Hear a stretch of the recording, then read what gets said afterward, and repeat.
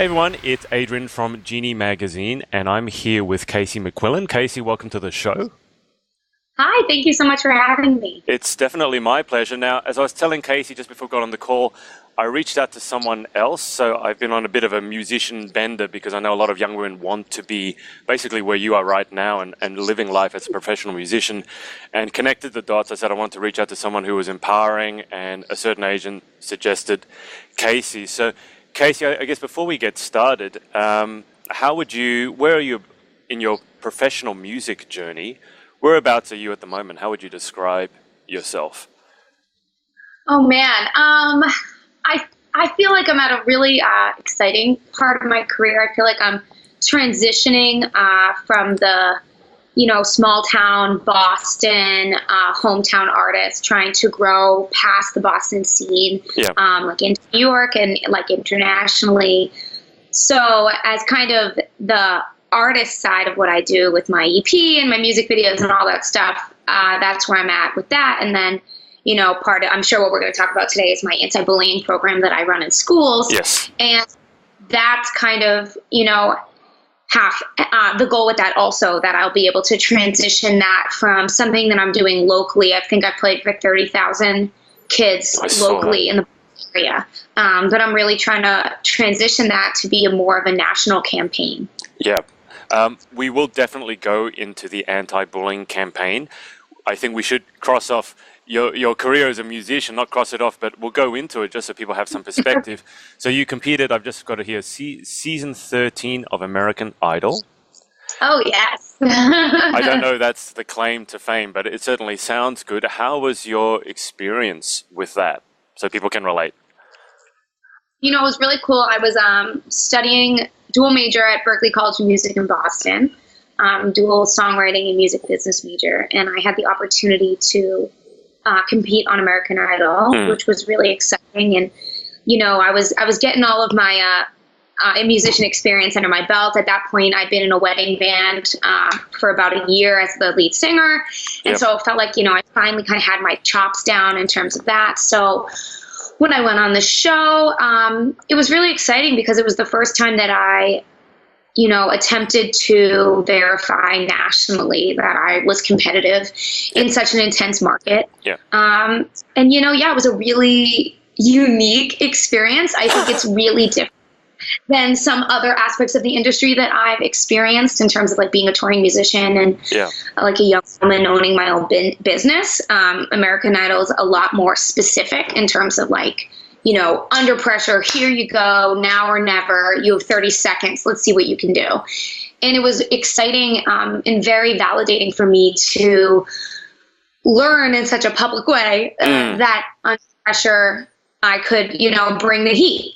So that was exciting and was something to get under my belt, have that as a qualifier, and, hopefully use that exposure to further my message and my brand. You mentioned, I saw a YouTube video, I think it was before you went on, and you said that you don't really get nervous, or you manage to kind of shut the crowd out, which I can't imagine. I mean, I can speak in front of a lot of people, which a lot of people can't. I won't sing to anyone. So you can sing to millions of people, and that doesn't make you nervous? Well, I get this question from my fans all the time because I'm very openly mental health advocate. I suffer from an anxiety disorder. That's like a pretty big part of my life. Wow. And so fans all the time, I have a wicked Boston terminology there. I have a wicked open dialogue with my fans about my struggles with anxiety, and they frequently ask me, like, how can you have anxiety and be able to perform? Yeah. And I think, anxiety or depression or whatever you're suffering from is different in every person. And for me, the time that I feel most myself and most at ease is on stage. And I think that has a lot to do with you're kind of given permission. By virtue of being on stage, you're given permission to be the biggest version of yourself, the most fabulous version. It's you don't have to feel bad about being in the spotlight because you're on stage.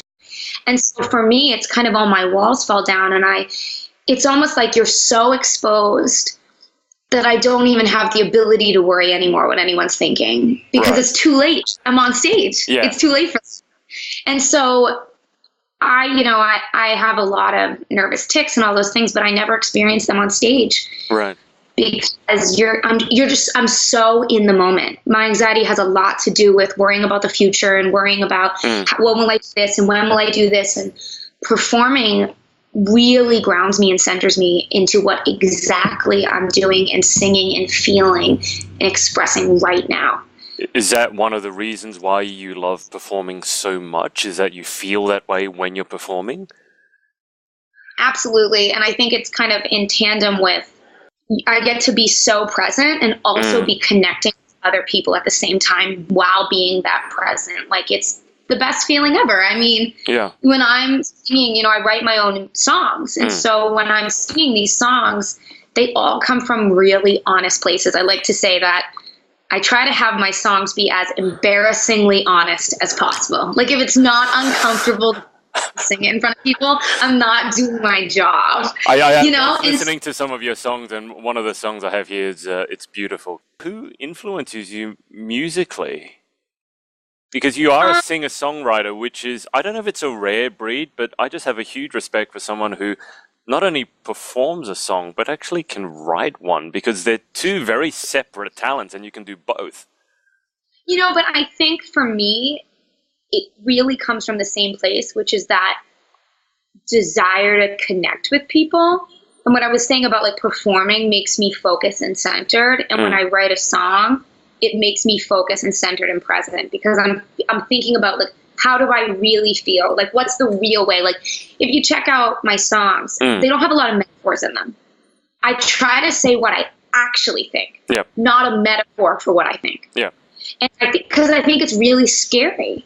And that's part of my message to my fans, is that like your emotions are valid. Like, there's a lot to be said about just expressing how you really truly feel. And so I think for me, my desire to write down how I feel in the song is the same thing that pushes me to perform it. Like in high school, I just looked back and we would have these big open mics, because I went to a boarding school. So everybody lived on campus, right? Like 1,000 kids. Yeah. So we had these big open mic nights where everybody would get up and perform, and there was nothing else to do. So there'd be like hundreds of people, like 500 kids. Right. Which is like a massive crowd. Like now, look, I had no idea how lucky I was to have that kind of experience. But I would literally get up in front of the entire school and sing a song I'd just written, and everybody in the audience would know exactly what I was writing about, and it was very dramatic. And I think that amount of it's kind of like it's like self-punishment. Like, I just like love that feeling of just showing exactly what you feel right now in the moment. And I think music is such like a safe place. People allow you to say a lot of stuff in music you couldn't get away with saying if it wasn't in a song. So you're obviously very, very authentic. You said, so you've written a lot of your songs, basically to be like, I guess you said embarrassing, but I guess it's really authentic, isn't it? So you're not using metaphors. You're just saying what you mean, how you feel. I'm just trying to get as close to how I actually feel, because I think it's those really little details that's what people relate to. Like, so we can talk about my song Beautiful, which is the title track of my EP, right? And I also perform this song in schools when I do my anti-bullying program, because it's my story of bullying. When I was in school, I was always an overachiever, and I was like the head of student council and all that stuff. But the thing that I would always get picked on for was my appearance. And it was the one thing that I couldn't study better and get better at or work at to improve. It was the one. And the older I got as a girl, it seemed like it didn't matter anymore what grades I got. It didn't matter anymore how nice I was. If I wasn't pretty at the same time, it felt like there was no point. Yeah. And that song, Beautiful, let's talk about embarrassing. I wrote that song when I was 17, and I was on my way to the gym. And before I left to go to the gym, I put on makeup, which is really bad and not healthy behavior. But that's how I behaved every day. I never left. Before you went to the gym, you put on makeup. Right. we all know girls who do that. Okay. But it's bad, but it's not the same as, it's not the makeup, it's why, right? Yeah, I was putting on makeup to like cover up. I couldn't even have my own face at the gym. And before I left that day, I sat down and I wrote Beautiful. And I tried to think back to when that all started. Because, when I was 9 years old, before I went to play at the playground, I didn't feel the need to put on makeup. You learn that behavior at some point. And I went to being 13 and in middle school and getting picked on and just thinking that if I was prettier and wore the right clothes and had the nice skin, that they'd leave me alone. And then the middle of the song is me in high school being 17 and thinking that I would just be pretty and popular. Boys would like me if I was just a little prettier. And then, the end of that song is kind of projecting into the future and thinking about what it must have been like to be my mother, watching her daughter go through the same cycle of self-hate she herself had gone through. Because my experience with my mother is that the only time that she could, we would talk about appearance was when I'd be upset. And she'd be like, what are you talking about? You're beautiful. And I'd be like, really? But other than that, it was, well, we should eat this and we should diet. And it was the female experience, my experience, was so that you should constantly be improving your appearance. And it felt to me as a child that the only times my mother was able to snap out of that was watching me suffer. Because then oh my God, that's all ridiculous. You're awesome. And I was like, but do you think you're awesome? And it was like, and with women, it's easier for us to think the people we love are beautiful. Look at all the wonderful things. I meet kids every day in schools, right? That they're so cute and funny and loud and smart and pretty. They come up to me in tears about their experience. And it's really funny because a lot of kids will come up to me seeing the 24-year-old me now. And girls would be like, oh my God, like I can't picture you who this song is about. And the first thing I say is, I could show you photos of me in middle school and you would understand. The second thing is that everyone has these experiences. The shy girls come up to me in school, and then the girls who I would have given anything to look like them when I was 13 have different but equal problems. It's the concept of saying a woman's worth is her appearance. Then if you are pretty, what if you lose it? Right? Because then your whole worth is tied to your appearance. You mentioned that you wanted to change your appearance, and I'm reading correctly. You did do that, and you got to a point where you were sort of the pretty popular, the it girl. And at that point, is that around about the same time when you wrote Beautiful and you had that sudden realization that I can't even go to the gym without putting makeup on? Yeah, so I think you might be reading one of the blogs that I just put out about, it's called I Achieved My Dream of Becoming Pretty and Popular, and it didn't fix anything. And I'm like cracking up thinking about my friends from high school hearing me like described as the it girl, because that's like killing me. Too funny. But I will say that in middle school, I was very weird and dorky.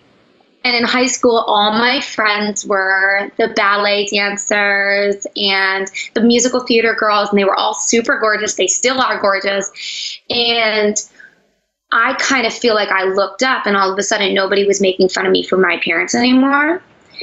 And it was, like I just said before, when I was 13, I thought that, oh my God, if I just were pretty, then people would like me. And then I was 17, and I was accepted into that circle, but I did things like wear makeup to the gym because that's how insecure I felt in my place. I didn't trust it because it was based on I felt like it was based on my appearance, and my friends listening to this will laugh because now that I'm 24, I can look back and say, of course my friends weren't friends with me because I was wearing lipstick.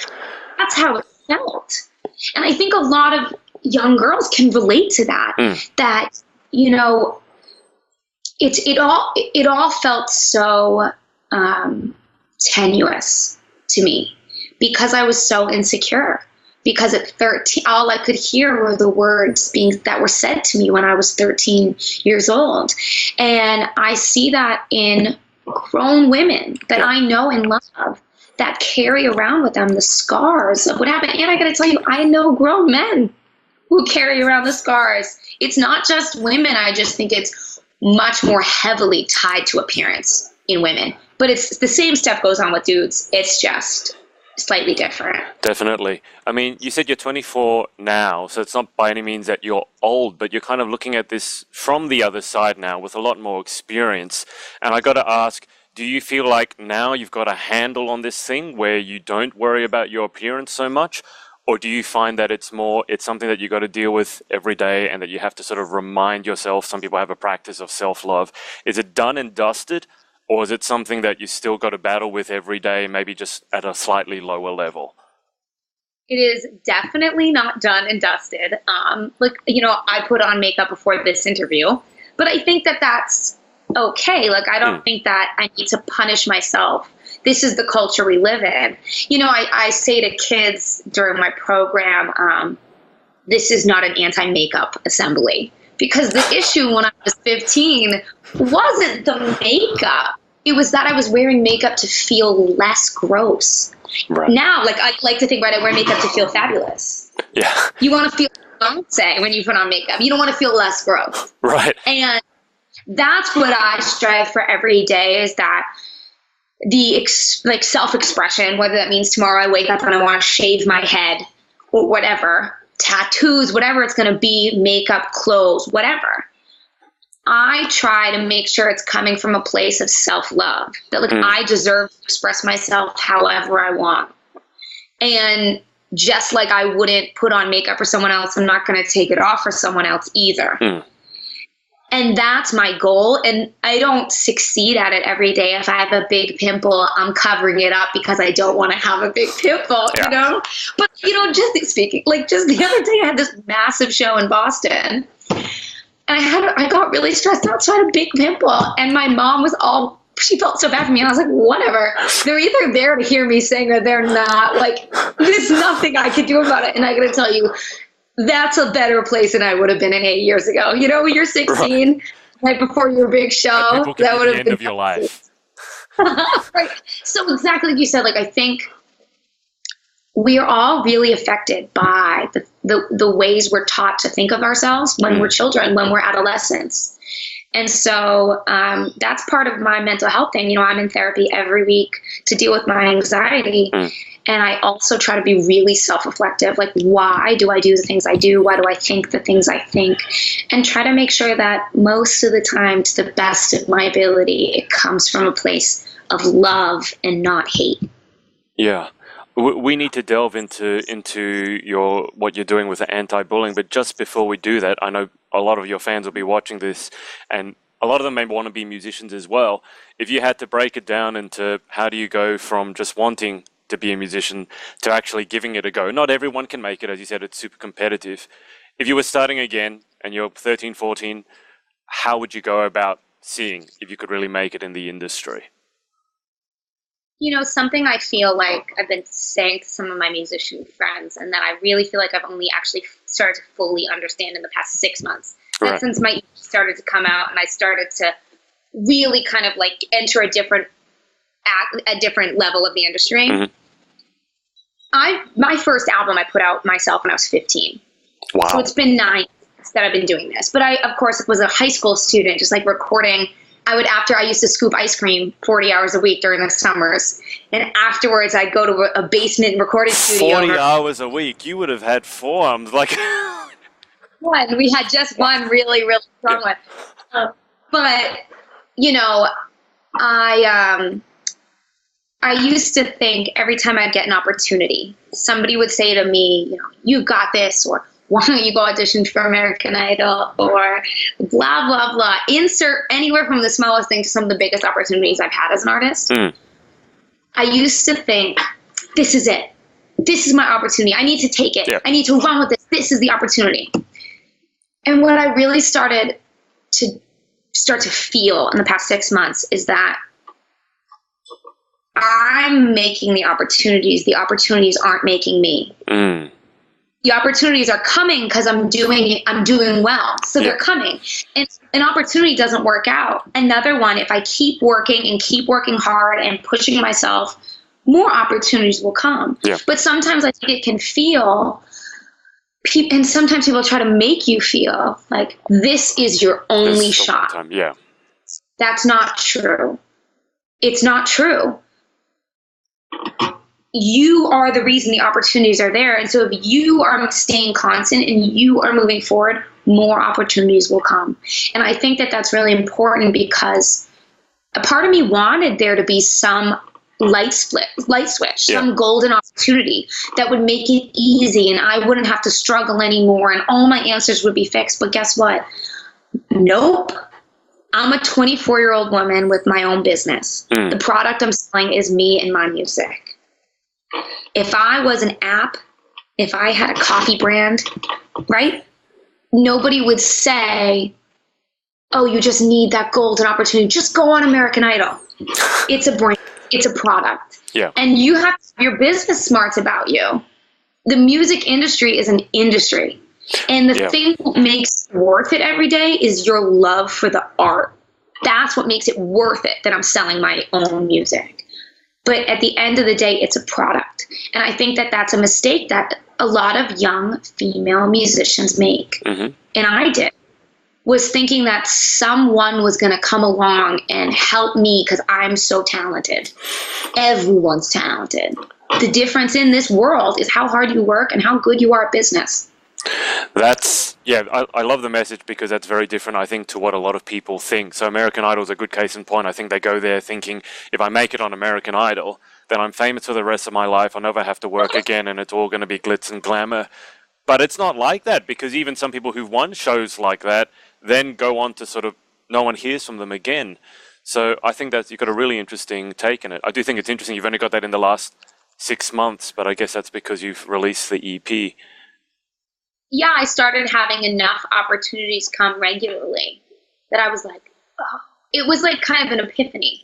Yeah. And that used to be my parents too, and my sibling. Like every time something would happen, I can give you a funny story. Like, I don't know now, 2 years ago, I woke up to 25 phone calls from my sister. I was like, oh my God, somebody's dead. What is going on? Right. Picked up the phone. She starts screaming. She's like, oh my God, this script just shared your video to everyone. And I was like, what? She's like, the script just shared your video. Now, this was before American Idol. Right. So I had really a very small fan base from YouTube. And turns out, I have no idea how, but the script was watching covers of their own material and picked the cover I did when I was like 16. It's like not even that good of a cover. And they tweeted it, Instagrammed it, Facebooked it, everything. I mean, sent it out to like the equivalent of like 20 million people. And so my sister had been in her own newsfeed on Facebook and was like, who shared this old video of Casey, thinking it was like me or one of my friends? Yeah. And it was the script. So she like flipped. And then it was really exciting and everybody was like texting me and I was so excited. And I was like, they were coming to Boston. And so I was trying to like go through some of my professors at Berkeley to try to set up if there'd be any way that I could like come perform because it felt like this big opportunity. Like, how could this not be it? This is it. This is the opportunity. No. That came because I've been putting up covers on YouTube forever. And it was like lucky, but also kind of not because exactly. I've been putting up forever and it had enough views that they found it. And luckily they liked it and they shared it and I got a big bump and I got social numbers, but it wasn't the big solution. I don't agree that there's such thing as a big break. Yeah. I think there are a bunch of breaks that you try and you fail and then one of them works. But I don't know. I'm ranting. Well, I think I have a lot of opinions. Really important because I think if you think there's one big break and then let's say it doesn't work out, then you might think that's it, my dream is gone. Whereas if you have that mentality, well, that break is coming because I've worked hard for, in your case, 9 years. Well, of course I deserve these opportunities to come through. And if one doesn't work out, then you just have a bit of faith that another one's going to come out as long as you keep pressing forward and working hard, right?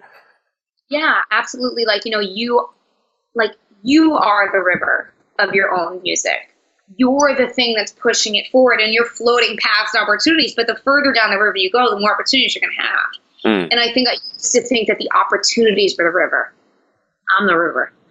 And my fans and my friends and my parents and everybody who shares all my stuff. But like, no, there's no person that's going to come from the sky and pluck me out and say special. Yeah. And I think kids think that. They think like they watch, you know, reality TV, and they watch artists purposely brand themselves as like discovered on YouTube. That's generally not true. If you find out the behind the scenes, it's like they or but they were like doing this forever and they had a management deal. I'm like, it's usually complicated than that, because like, you know, someone bought them that first guitar. Yeah. Someone, you know, at some point they did something and they tried and they took a risk and they kept at it and then it worked. Yeah. Now let's cut to the You Matter tour. Can you, I guess, tell people in a nutshell just what it's about, and then we'll go into it more deeply, but also how did it start? Because I read on your website, this wasn't like planned that you were going to turn into an anti-bullying advocate. So give us a headline and give us, how did it start? So my like elevator pitch for the You Matter tour is that I run an anti-bullying program in schools that uses the original songs that I wrote when I was in middle school and high school as an avenue to engage students in conversations about bullying and self-confidence. And so that's the pitch to the principals, high principals, I want to come to your school. It's real people, is that kids today value fame. They value celebrity. They value Instagram followers. That's what they value. For my career, those things are all important. But I want them to serve a purpose past just my career. And so what's really cool is I go into schools and we purposely play, you know, we talk about American Idol, we play it all up, and oh my God, and we have the posters of my face all over the school, and their kids are 13, so they're like, excited. And we do the big auditorium, and I only play for the entire school, so everybody gets excited, and it's this big thing, and then I come out and I sing my big song, and everybody freaks out, and then I immediately go, let me tell you why the 3 months I was on American Idol was the 3 most stressful months of my entire life. Let me tell you how I used to feel about myself when I was 13.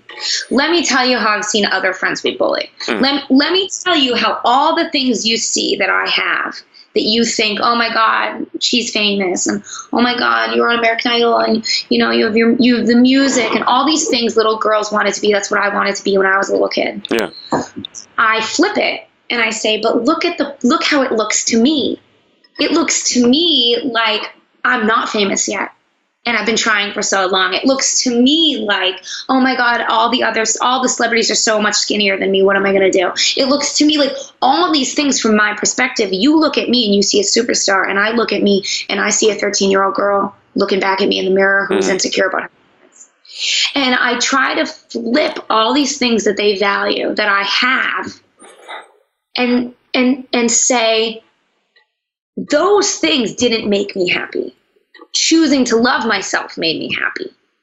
And you're in a position to choose to love yourself. So what are you not doing because you're afraid to fail? Is it the play that you don't audition for because how embarrassing would it be? Is it the team? Is it the AP class? What is it? And you have to identify what you want to do, because I can tell you, I went on national television and failed in front of hundreds of millions of people, and I'm the only one who saw it as failure. You know, you didn't start this interview saying, what was it like to be cut on TV? You said, be right? Yeah. But from my perspective, it was devastating. It was so embarrassing, right? I felt like I was letting down every single person I'd ever met. Right. And then, of course, every single person I'd ever met was like, that was so cool. Nobody was negative about it, but I was. And so I try to use these experiences that the kids see as like, oh my God, your life must be so great. And talk about how, no, if you're insecure, you're always going to be insecure. Nothing can fix that for you but you. And so I use my song Beautiful, and I use a song called Little Girl that I wrote when I was like 13 and wanted to be a singer and was like afraid of that. And I wrote a song that I wrote for a family friend who was being like really badly bullied, like next level bullying. And I talk about his experience, and, you know, I talk about my time on American Idol, and what I basically do is connect with them in the way that kids want to be connected with. They want to be on Snapchat, Instagram. They want to be the music. They want to do that. And I do that. But try to make them maybe see that just because that girl from your high school gets 500 likes on her profile picture, you don't know for certain that she's perfectly happy and her life is beautiful and wonderful just because she's popular. You can't know that. It might almost be the opposite. Right, exactly. And so, yeah, you know, the way the program started was I was 18 and had just been accepted to Berkeley to go for songwriting. And my old middle school music teacher invited me back to do like a little songwriting clinic for one of his music classes. Yep. And so I thought to myself, which of my songs are the most relevant for middle schoolers? And Little Girl, Enough, and Beautiful. Those 3 songs. And then I sang those, and everybody was like, wow, this was so great. Because I explained how I wrote the song and how I felt when I wrote the song. And it was like, wow, you should really do this for the whole grade. And then it was, wow, you should really do this for the whole school. And then it was, wow, you should really do this for the other middle schools and the other middle schools and the other middle schools. And so I found myself with an anti-bullying program. How many have you been in front of? Am I reading it right? Is it 25,000, or how many have you been in front of? 30,000 now. Wow. I should have said. So but I've been doing this has been I mean, just hearing about what you're doing, it's fantastic, and that's how you started. So how does it feel doing something like that? I mean, it sounds like a silly question, but I mean, you've been on American Idol. There's a very particular feeling. We've already talked about whether it's success or failure. When you're doing this, when you're doing the You Matter tour and you're up on stage, and I imagine afterwards you've got people coming up to you, sharing you all kinds of amazing and sometimes horrific stories, but you feel like you've helped them. Can you describe that feeling? You know, I've got to tell you, I'm a lot prouder of the fact that I built my own school program, that I've played for this many kids, than I am that I successfully sang on TV a couple times for 30 seconds. I am a one-woman show. My program's an hour long. I have played for so many kids. I love my kids. I call them my kids, which is creepy and weird, but it's true. You have 25,000 kids. Well, you know, you can go on my Instagram and I play a show, and, you know, I'll play a show for 500 kids and I'll get 487 comments on the Instagram from the kids being like, you know, how great of a time they had. It's a fun program. You know, we laugh and we cry, but we end the program excited. And 90% of the kids that see this program are kids like I was, having a difficult time, but gonna be fine. They'll be fine on their own account. They'll figure it out. Being 12 sucks, but they'll figure it out. And they get to see me, and they have a really good time, and they feel good, and it makes them feel more confident, and they audition for the school play that they weren't going to, and they follow me on Instagram, and they kind of have this positive interaction, positive memory, but it's not life-altering. But, you know, 10% of the kids, they desperately needed someone to come in and tell them that they deserve happiness. And it's really sad how desperate some kids are for hope. And, you know, actually for me, for a long time, it was really hard. I didn't feel deserving of their adoration because I'm just a singer who goes in and tells the story that I did. I didn't beat cancer. I didn't do anything. I just existed and wrote songs about it, and now I come talk about it. And I mean, this is stuff I talked about in therapy, like how weird it is for me to, it's a weird position. Like some of these kids, they really put me on a bit of a pedestal. Yeah. And it's like weird because that's like the whole point that I'm like not like, it's like I'm so awkward like everyone else. But you know what? Like I finally decided that I'm not going to be president. I'm not going to cure cancer. I'm not going to fix the economy or whatever it is that some really people are out there working on right now. It's not what I'm going to do. I have a very specific set of skills, things that I'm like a 10 at. Songwriting, singing, and I freaking love people, specifically children. I love them. I love them so much. You can see it. They can see it. I look at them. I'm like, you're adorable. Never change anything about you. Like, they're just so cute. All kids are so cute. And I'm really good at talking to people. And those are my skills. And so the You Matter tour is this weird combination of the things that I'm good at. That I'm really good at getting up in front of people and being really honest. And that's what I can do to help that someone else can't. That's my thing. That's my presidency or cancer or whatever. And so I've decided that, you know what? JCPenney needs a back to school commercial. It should be my song because that song's going to help people. And you know what? Somebody's got to get followed on Snapchat. It should be me because I'm a good role model and I'm trying to get my mind around the fact that somebody's got to do it. And if I do it, I can try to help. And I need to accept that this is my role and that I'm good at it. And I want to help these kids. They're just like the best people ever. Every kid I meet is the best person I've ever met. I got it. When you say that, you sound. I understand you're being self-deprecating, but when you say you're not doing anything, I mean, come on. I mean, you've obviously done something huge. I don't think anyone can fix the American economy, and to be honest, I'm pretty sure anyone at this stage could be president. But let's not go into that discussion. But I interviewed someone, and also an American, a good friend of mine now. And she had some of the same anxiety, depression issues that you have. And she's similar to you. She is unfailingly, gut-wrenchingly honest. Like, I don't know a more authentic person. It's been hard for her, but this level of authenticity where you just bare your soul in front of thousands of people, where does that come from? Because to a lot of people, that would be the scariest thing in the world. Forget being on stage, but actually saying how you feel or what you really think. They'd be like, no way, I ain't doing that. Where did that come from for you? How are you managing to do that? You know, again, like, I just think that's like one of my natural skills. Like, you know, you ever been to a party where everyone's just awkwardly sitting around, like nobody knows what to do, and it's so awkward? Like, I thought that was all the parties. I thought it was just all the parties.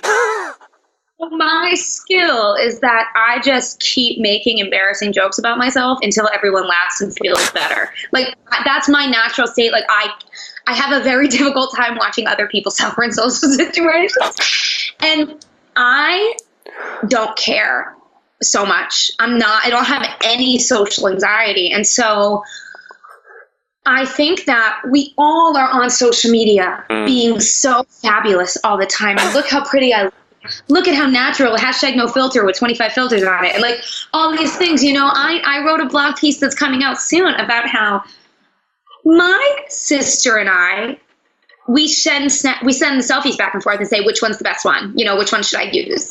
We compare filters. My friend group chat, we come up with captions together. I know where the best selfie lighting is in my apartment. Like, I'm crazy. I'm drinking the Kool-Aid. Like, social media is nuts. And, right? It's crazy. Yeah. And the thing is that everyone's always like, I just feel so #blessed for like how perfect my life is. Like, I'm just so perfect. And like, look how perfect I am. And what's happening is we all think we stink because everyone else is pretending to be perfect. Yeah. We think we're alone in our insecurities. you're alone if you're not insecure. You're a sociopath if you're not insecure, ever. And so I stand up and I'm like, yeah, no, I feel really weird a lot of the time. And it's amazing how just getting up in front of people and being like, I mean, yeah, like that, just even saying that, like, I know where the best lightings for selfies are in my apartment. People can't believe I'm willing to say that. I'm like, but I'm not embarrassed because you did the same thing. Everyone like, I know everyone does something like that. Everyone positions, and that's human nature.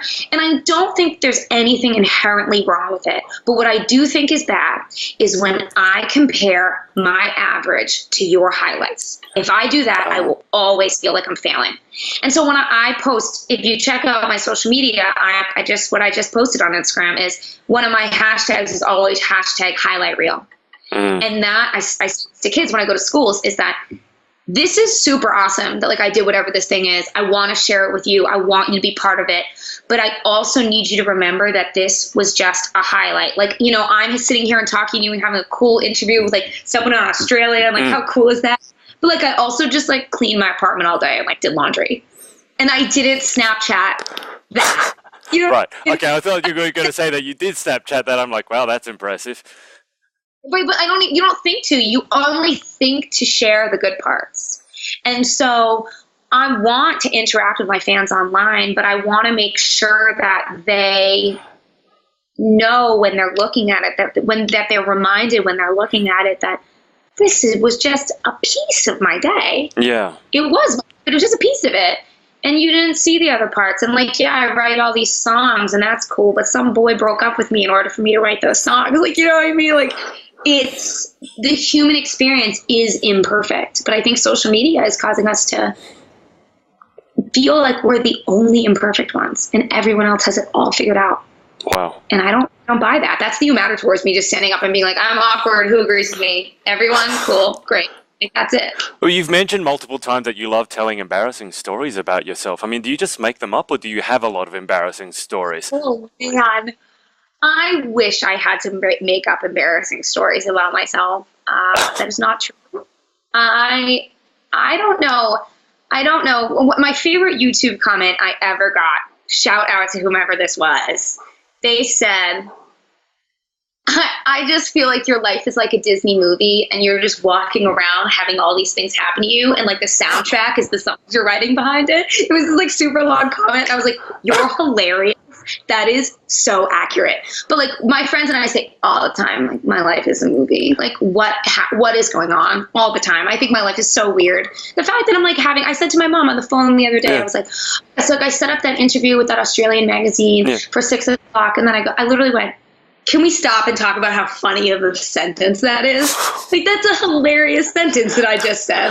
Other people don't get to say that sentence, and that's cool that I do. Have you ever thought about having like a camera crew follow you just for a day? I mean, if your life is like that, it sounds like it should be turned into a movie.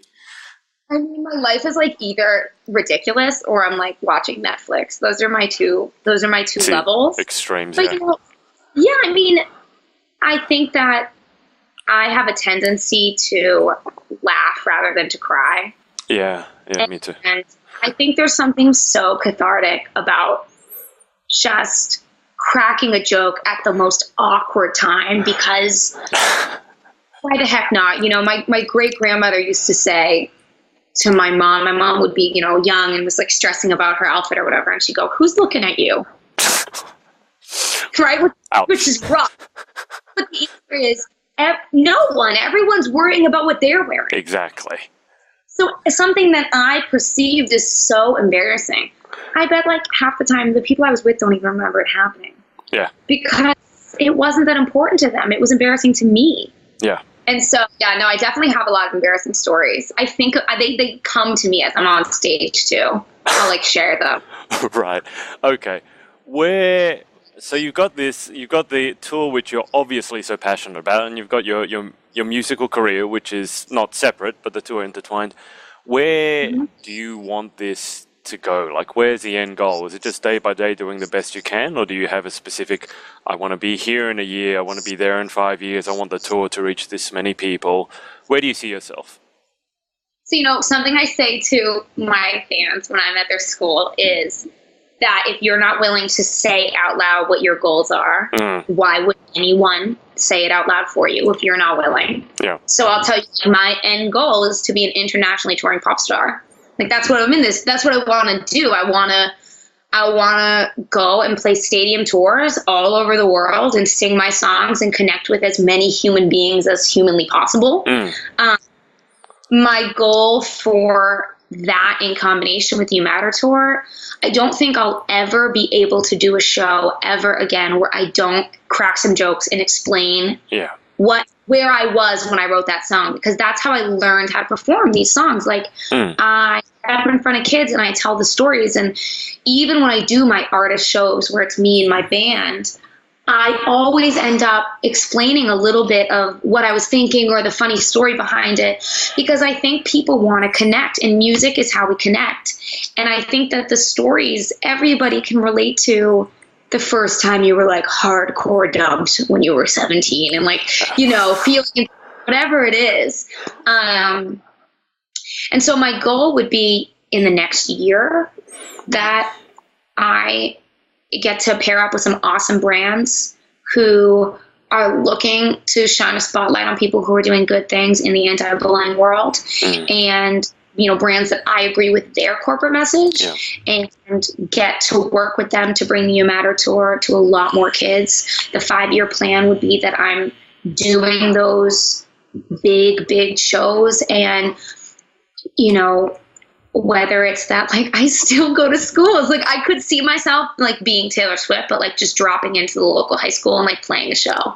Like, that's how much I love to do it, that I can't really see a time where I'd never make time to have, like, really small, intimate concerts with kids and teenagers.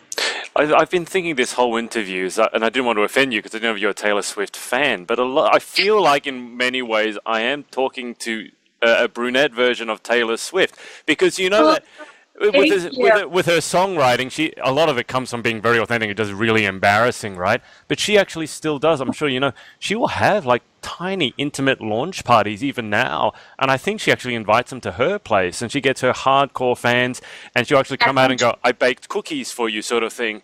And then you look at the social media of the people who are there and like, "Oh my God, I literally just died. Taylor Swift gave me cookies." So, I mean, it doesn't have to fall out of your life, right? But right. No, I think like Taylor Swift's always been one of as a kid, she was definitely my biggest songwriting influence. I honestly think I could sing any Taylor Swift song. And actually mean it.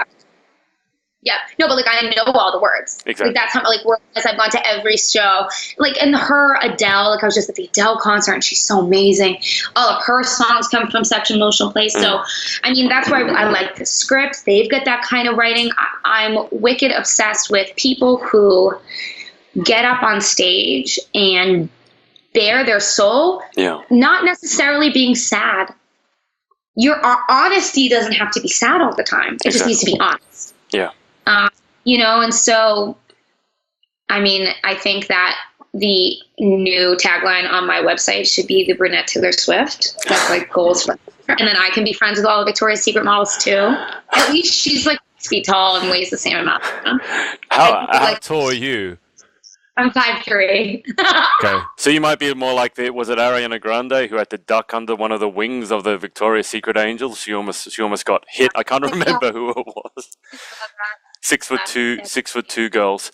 We're going to move towards a close. Just before we do that, for people to get in touch with you or to hear your sounds, what's the first port of call? What's the best way to connect with you? The place I'm most active is Instagram, definitely. And if you want to like take a listen to some music, obviously I'm on iTunes, Spotify, anywhere that you can stream something, I'm there. I think like YouTube's a really cool place to see me sing a lot of my songs live. And yeah, I mean, if you want to hit up my website, if you're interested in bringing my program to your school, I'd love to fly to Australia. Let's get it happening. I'm thinking about that. You do realize how far away we are, right?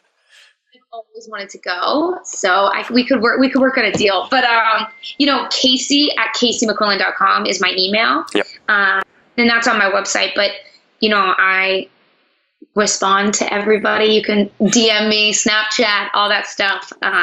Depending how young and hip you are, we're a gradient of where we step.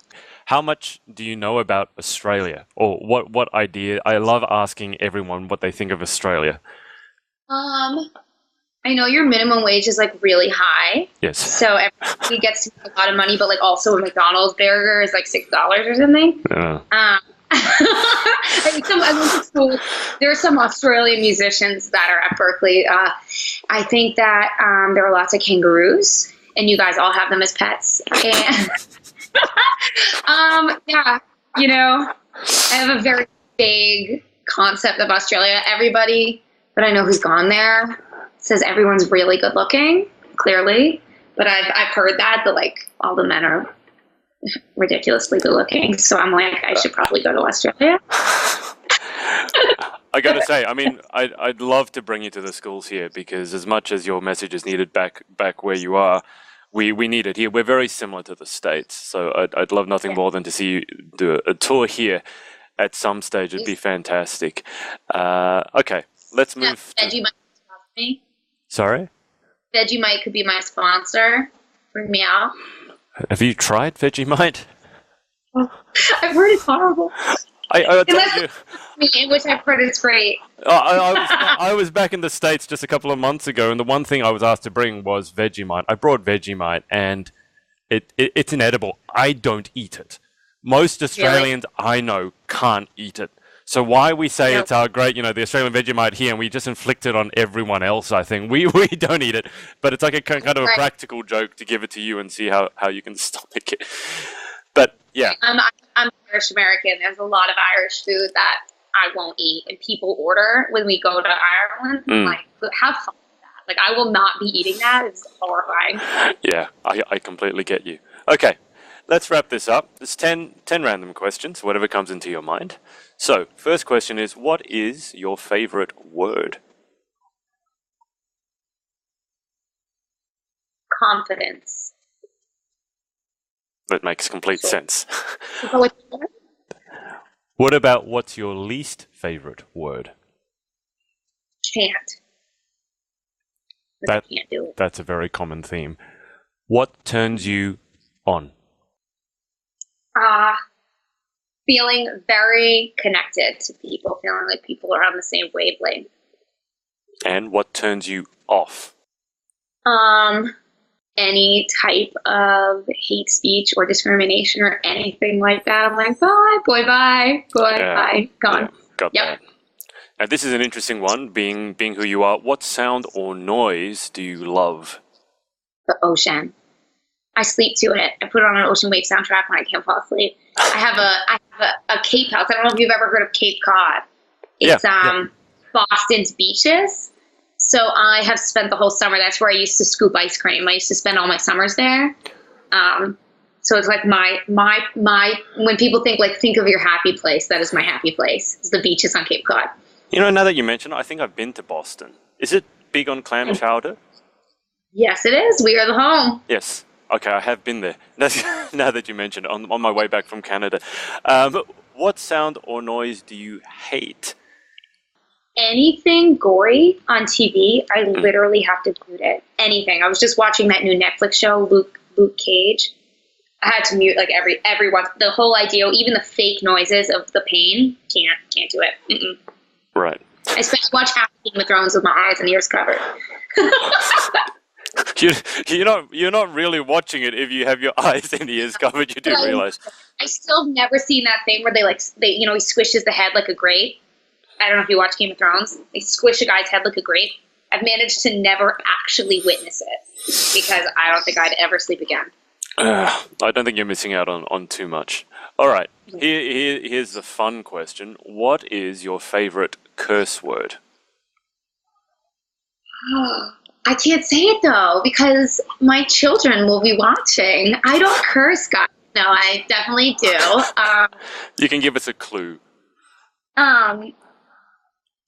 That's interesting because, I think it might be BS.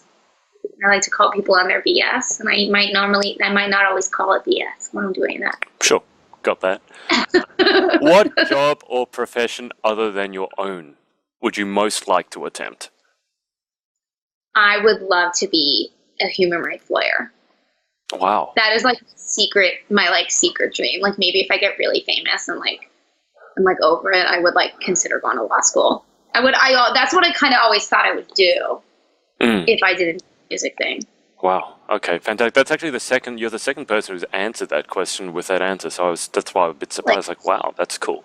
What job or profession other than your own would you not like to attempt? Any type of professional athlete. I'm not coordinated. There's never been a cup of coffee I didn't manage to spill. Never. Right. So I think that anything where I had to like professionally be strong and run, kill me. Anything else. Is this where some of your embarrassing stories come from? The clumsy? Yeah. I can tell you one. I was just in Vienna and we went to one of the fancy Vienna coffee houses where like the coffee was like €10. And it was like all white tablecloths and the waiter was like in a suit. And I was like, oh no, this is going to be bad. Like this is not good. And literally they come out and they like all at the exact same time pour your coffee or whatever. Immediately I tried to pick up my coffee cup. I like missed. I spilled it all over the white. This is like a week ago. Spilled it all over the white table. It was so embarrassing. My sister immediately starts taking pictures because she thinks it's hilarious. I have photo evidence of this. I can like Instagram it. Photo evidence. And the fancy alt waiter had to come like reset our table and put down new tablecloths. And it was super embarrassing and I've never felt so American. I was like, wow, this is real. Like it was immediate. I can't buy white long sleeve clothes because it's just like coffee. It's not good. I'm still slightly baffled by the concept of missing your cup of coffee. Yeah, I think I have really, really bad like fine motor skills. Like I can't paint my own nails because they just end up everywhere. And yeah, like my friends bought plastic wine glasses for me as like a joke, but like dead serious. My producer, who produced my album, I would be at his apartment all the time, and his girlfriend bought me a plastic wine glass that I broke like 2 in a span of like 2 weeks. Right. Okay. Well, I was just at a wedding, and I didn't drink red wine, which is my favorite drink. I didn't have red wine. I didn't drink red wine. Spill it on yourself. I'm going to spill it on the bride. Oh. Like if I have red wine, I will spill it on the bride. So I had white wine, even though I don't like it, because I was like, I can't do that. Because the night before at the rehearsal, I spilled red wine on myself. So I'm all the time. I'm trying to picture this in my head. It sounds endlessly entertaining, but probably quite high maintenance and quite inconvenient. I just carry around like Tide to Go, whatever. All right, final question. If God exists, what would you like to hear him or her say when you arrive at the pearly gates? We'll let you in anyway. Oh, God. I'm not a very religious person, and I always think that. What if I'm just like, everybody's right, and you were supposed to do all these things, and then like, yeah, no, sorry, you were a really nice person, you help people, but like, you didn't pick the right book, so you're out. So that'd be my answer.